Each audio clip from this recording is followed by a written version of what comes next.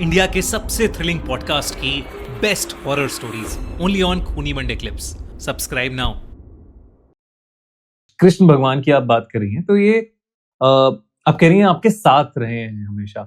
तो ऐसा कौन सा वो क्या इंसिडेंट था, वो क्या इंस्टेंस था, या क्या वो पल था जहां आपको लगा पहली बार के आप श्री कृष्ण से रूबरू हो गई हैं? मैं 8 साल की थी और मेरे बाबा मुझे मैं राजस्थान से हूँ। तो हमारे राजस्थान में एक जगह है कोटा, जो आपको पता होगा कि इंजीनियर, डॉक्टर्स, आईएएस, आईपीएस के लिए बहुत फेमस गढ़ है। करेक्ट। मतलब छोटी सी बात बोलूं तो पढ़ने वाली जगह है सिटी में। तो वहां पर मेरी फैमिली वहां रहती है, मेरे फादर मदर और हमारा पुश्तैनी सब वही है। तो वहां पर एक नदी है चंबल। चंबल की नदी। चंबल शुरू आपकी धौलपुर से होती है और अंत हमारे यहाँ होती है। तो मेरे बाबा मुझे चंबल में ले गए थे और मेरा ना हमेशा से एक फेयर रहा है, आज भी है, पानी। फियर है वो? हाँ, पानी से मुझे बहुत डर लगता है, गहरे पानी से। मतलब नॉर्मल पानी इट्स ओके, लेकिन अगर आप मुझे गहरे पानी के पास ले जाएंगे ना, तो मुझे ऐसा लगता है कि मैं अब मर जाऊंगी, मैं डूब जाऊंगी। ऐसा बचपन में कुछ हुआ था इंसिडेंट ऐसा? नहीं, कभी नहीं, लेकिन मुझे डर है पानी से। तो बाबा मुझे लेके गए, उन्होंने ऐसे मेरे दोनों हाथ पकड़े, छोटी बच्ची थी मैं, 8 साल की थी। उन्होंने ऐसे दोनों हाथ पकड़े और उन्होंने ऐसे करके चंबल नदी में डुबकी लगा दी। हमारे चंबल में बहुत सारे घड़ियाल हैं। मगरमच्छ का बड़ा भाई होता है घड़ियाल, जिसके ऐसे लंबा वाला वो होता है ना। तो मुझे एक सेकंड को क्या लगा कि मेरे इर्द गिर्द ना बहुत सारे घड़ियाल खड़े हैं और मेरे सर के ऊपर बहुत सारी आत्माएं मंडरा रही हैं। और ये जब आप छोटी थी? हाँ, और मैंने और डर के ऐसे करके आंखें बंद कर ली। तो जब मैंने आंखें बंद करी तो मैंने क्या पाया कि मैं एक छोटे से दरवाजे से अंदर घुसी हूं और मेरे सामने एक वाइट कलर का बहुत चमकदार शिवलिंग है और वहां एक बाबा बैठे हैं। अब वो अघोरी हैं, साधु हैं, क्या है आई डोंट नो, पर एक बाबा बैठे हैं जो शिवलिंग के सामने बैठ के हाथ जोड़कर कुछ जाप कर रहे हैं। तो मैं घुसी और मैंने ऐसे करके प्रणाम किया शिवलिंग को। तो उन्होंने एकदम से ऐसे मुझे देखा, मुझे आज भी वो आंखें याद हैं, इतनी लाल, इतनी बड़ी आंखें, और उन्होंने मुझ पे शाउट किया कि ये तेरी जगह नहीं है, तू यहाँ क्या कर रही है, ये दरवाजे से अंदर जा।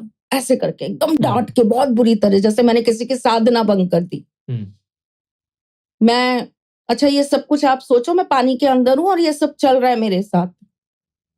और मैं उस दरवाजे से अंदर गई और मैं जाके एक बहुत बड़े हॉल के अंदर खड़ी होती हूँ और मेरे सामने एक मूर्ति है जो श्री कृष्ण की है, जिन्हें मैंने अपनी जिंदगी में कभी नहीं देखा था। 8 साल की उम्र तक कभी नहीं देखा था।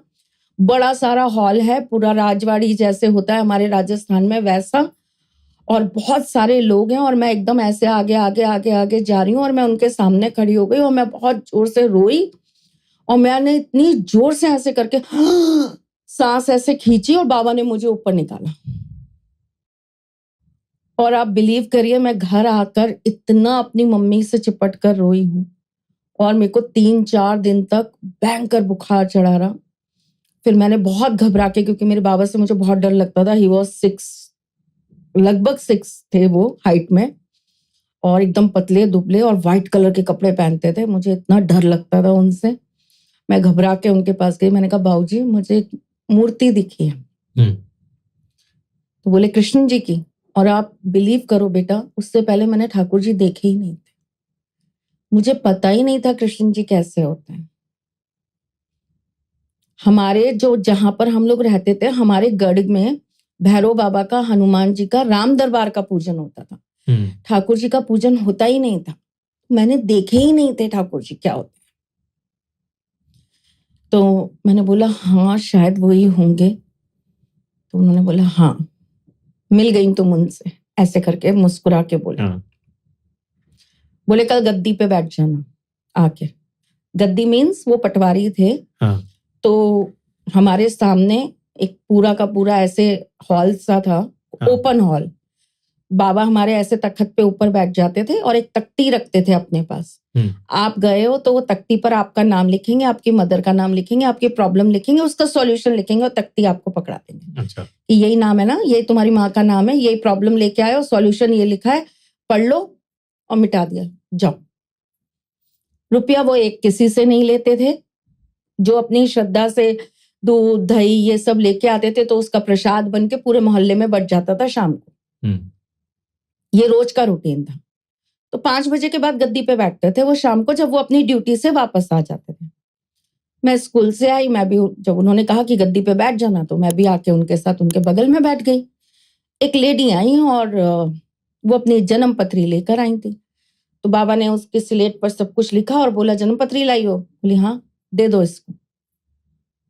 अब आप सोचो, 8 साल का बच्चा जिसे ज्योतिष तो छोड़ो, ज्योतिष की आधा वाला जो ज होता है ना, उसकी भी कोई नॉलेज नहीं है, और उसके सामने आप एक जन्म पत्री दे देते हो और ये कहते हो कि पढ़ो और इनको बताओ।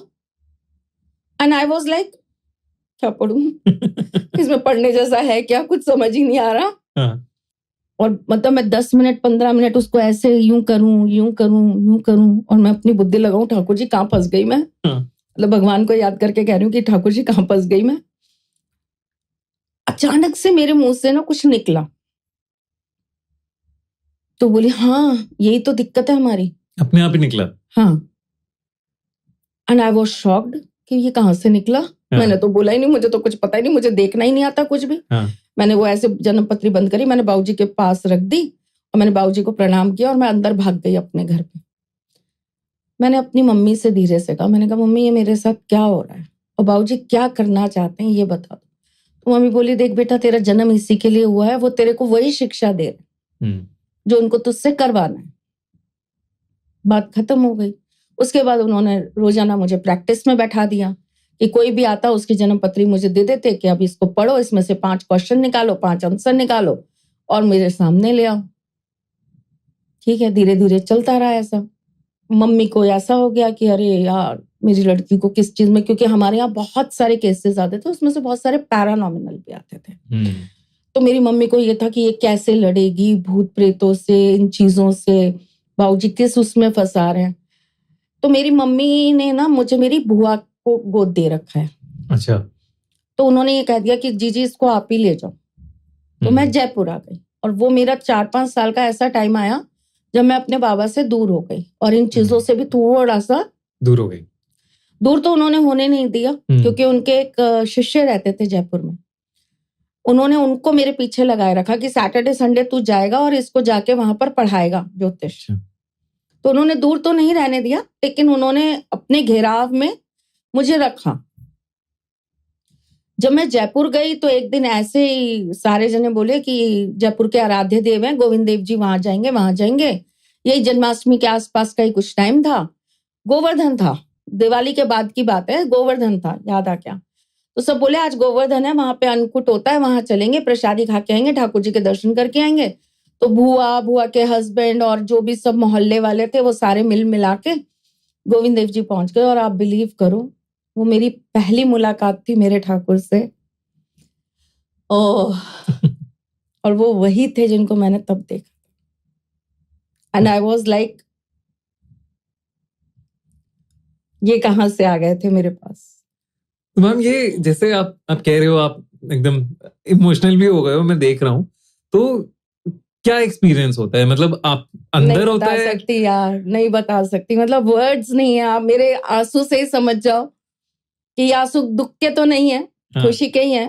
पर मतलब वो जब मेरे सामने जब पहली बार थे ना, तो मैं अंदर से बिल्कुल शून्य थी। And I was deep clean कि अब मुझे जिंदगी में अब कुछ चाहिए ही नहीं, कुछ पाना ही नहीं है। ऐसा लगा जैसे ना you are top of the world, आपके पास सब कुछ है। एक कंप्लीटनेस वाली फीलिंग, बहुत ज्यादा वाली फीलिंग। वो मेरा पहला, कभी किसी से प्यार हुआ है आपको? बिल्कुल।